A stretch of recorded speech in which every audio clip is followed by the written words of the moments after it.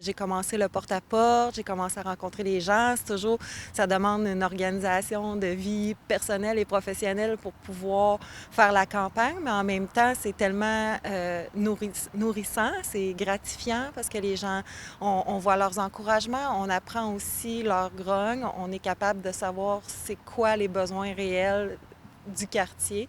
Qu'est-ce que vous pensez pouvoir apporter concrètement comme changement ou peut-être comme projet si jamais vous êtes élu?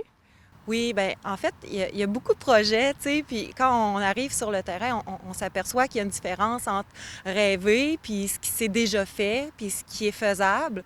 Donc, rendu là, ben je peux savoir, bon, ben que dans les prochaines années, les gros enjeux à Val-d'Or, c'est vraiment que les citoyens sans domicile, avoir un logement qui puisse être abordable, tu sais, favoriser cette faisabilité-là, disons, parce que c'est quand même un droit qui est fondamental, qui mène à tous les autres droits, tu sais, de la sécurité, puis financière, puis physique.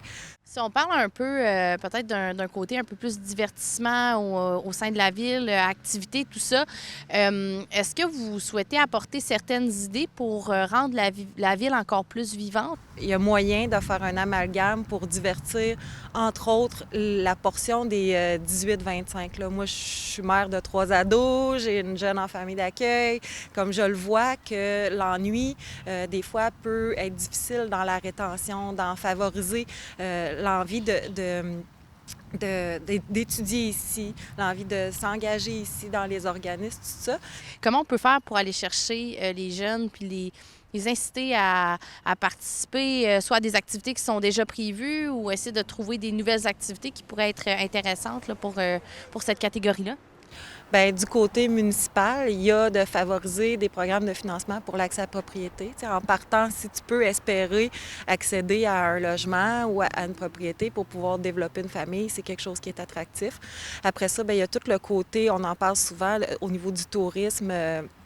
Pour tout ce qui est la nature, les forces qu'on a ici, l'espace, le temps, c'est vraiment une façon d'aller chercher les jeunes. Est-ce que vous avez d'autres priorités, d'autres enjeux que vous souhaitez apporter?